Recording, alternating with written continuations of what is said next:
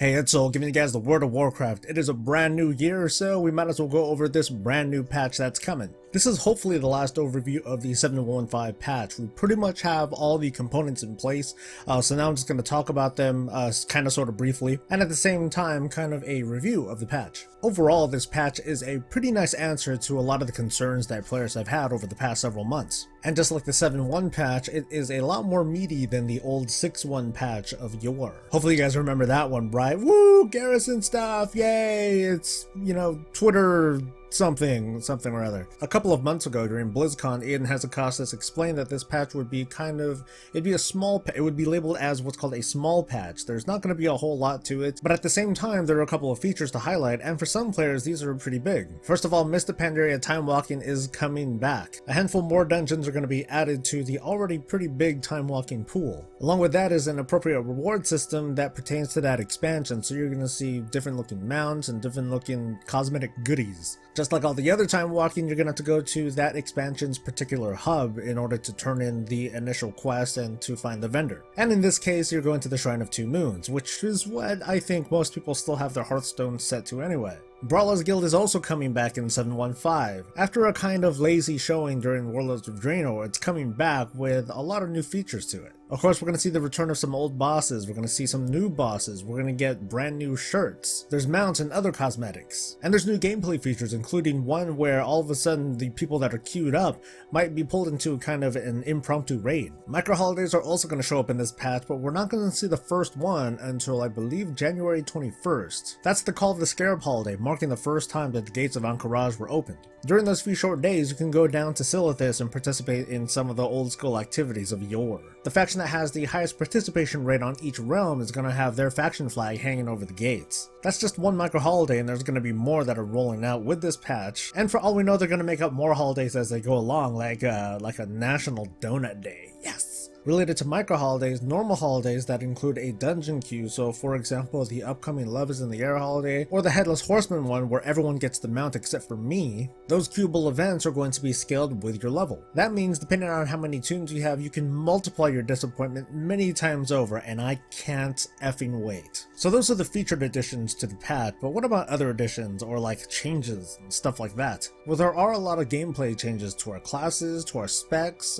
thanks to changes with Legendaries and secondary stats. So this is more like a high-level overview, but the intention of this patch is to take the prominence of secondary stats and kind of flatten that a little bit. There was a lot that was done under the hood regarding the effects that secondary stats have on our skills, as well as the skills themselves to kind of compensate for the possible drop in secondary stat rating that we're expected to see. Maybe. Two other things to note. Regarding Marksmen and Beastmaster Hunters, traps are making a comeback. Hopefully that'll mean a small return of the class fantasy that Hunters kind of lost back then. Also for Retribution Paladins, the much maligned Greater Blessing of Might is removed, it's gone. In its place is pretty much nothing. They're going to buff Rep Paladins to an appropriate spot, so that way it kind of offsets the missing skill. Greater Blessing of Might was in a weird spot for a number of reasons. It was kind of weird for the strategy of a Rep Paladin was to buff the highest DPS in the raid, and that in turn affected their own DPS.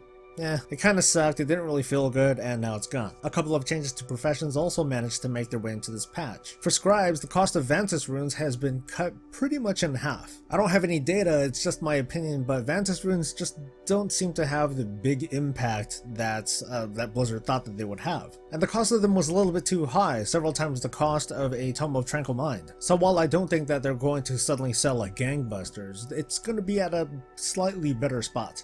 Enchanters will be able to enjoy several cheap recipes that are going to come out for the next slot. In my opinion, it's a pretty fair answer for the super expensive enchants that exist right now. All that's left now is to make some better enchants for cloaks, because 200 to a primary stat just, well, kinda sucks. Engineers are going to get a little bit more love, but still not enough in my opinion. One, they'll be able to make a new kind of Reeves battery. This thing has a 30-minute cooldown, but it has unlimited use. Two, they'll be able to craft 880 gun helmets, which is cool because one, it has a decent item level to it this time, and two, the gun does more than 10 damage. In order to craft these things, you need materials that can only be gathered by engineers with a special shoulder enchant. In my opinion though, blacksmithing really lucked out in this patch. In 7.15, special blacksmithing quests are going to be dotted all over the world, mostly the old world. They're going to unlock new recipes for old weapons that otherwise are no longer available in the game, at least not till now. You basically go into old areas of Azeroth, farm a bunch of stuff, get the recipe, then you gotta craft it using those old school materials. So here's a tip for the miners out there who feel like they got screwed in favor of the herbalists. Vanilla materials are going to be in hot demand, so start farming for them. You don't have that long. Finally, the Obliterum level is going to go from 8 to 10. That's going to take us to an 865 item level. Does that item level suck? Yeah, sure. But do you mostly have control over your secondary stats? Yeah. But are those secondary stats still important for your class and spec?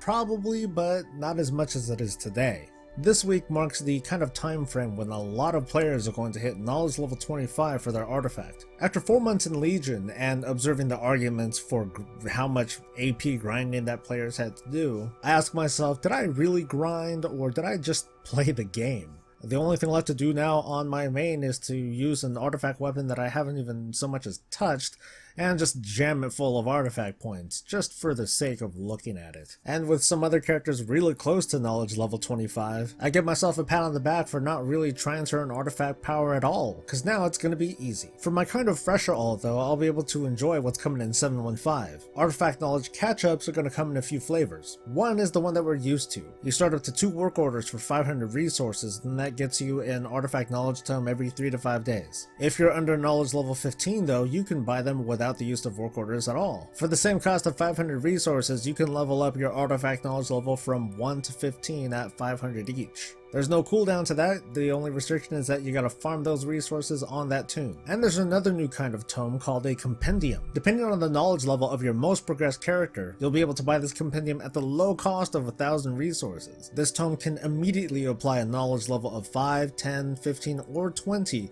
again depending on the knowledge level of your main character. So basically for a lot of folks over the next couple of weeks they're going to hit knowledge level 25, they're going to be able to buy a knowledge level 20 instant tome and trade it to their alts. That is not bad at all. From there they just need to apply 5 work orders for their alt characters and ta-da, knowledge level 25. So this catch-up makes it a really good time to roll an alt or to jump into the game if you haven't yet. And while this isn't related to the patch, on January 17th the Nighthold raid is going to open. With it are going to come a couple of things that I wanted to talk about really quick. One is that there's going to be an available quest line that will let you upgrade your legendaries. The other is that this quest line appears to be related to the Search for Illidan quest line that we've been doing for the past couple months or so. So if you haven't done so already, too bad, spoiler alert, but over the course of this expansion so far, we've been kind of on the hunt for Illidan's soul. A big bottleneck comes in the form of a questline where we need to farm dungeons. There's a total of 80 of these soul fragments that we need to collect from these dungeons, and for whatever reason we can only collect 10 per week. So we can only speculate why it's being paced in such a way.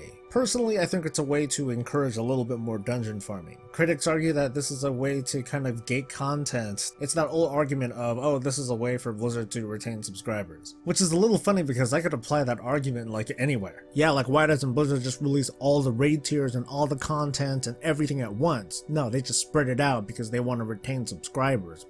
Anyway, there is a concern between players that just haven't done the quest line, or, they might be really behind, or they might have multiple alts that they meaningfully use as like multiple mains, and they don't want to have to go through all that kind of farming. Now for people that do have multiple mains, I don't have a whole lot of sympathy for them because I'm sure that they're also hoping and waiting and crying over legendaries as well. But for the person that's like, hey, I want to roll a different tune altogether for the Nighthold raid because I feel like it. And looking past the question of, hey, why are you doing this so late? That's not important. Players should be able to, switch mains as they feel like it, as long as their team is okay with it. It's not a problem till it's a problem, right? But anyway, for folks that are in that or in a similar kind of position, that does kind of suck. I predict that either while I'm doing post-production in this video or sometime before the Nighthold raid actually opens, Blizzard is going to either inform us that this is going to happen or they're just going to straight up lift the 10 soul fragment per week restriction. And I think that's fair. I mean, there's a certain balance between putting a certain amount of work into your main and getting a benefit or a boon for your alt versus, getting everything account bound. I think it's a little bit weird to have the 10 per week limit anyway, but I think that lifting it in the next couple weeks is a good thing. As for everyone that did put in the work already and they're kind of griping about it, I kind of understand where you're coming from, but it's not like you weren't going to put in that work anyway. Anyway, aside from the nitty-gritty details about legendaries and stat changes and the individual class changes, I think I've covered just about everything that there is for the 7.15 patch. Thanks for coming, and I hope this was informative for you and that you stayed and listened to some of my opinions. Like and sub for more content, and hopefully we'll be able to hit another milestone soon. But it's time for me to go. Thanks for coming. I'm Soul. Stay breezy, guys.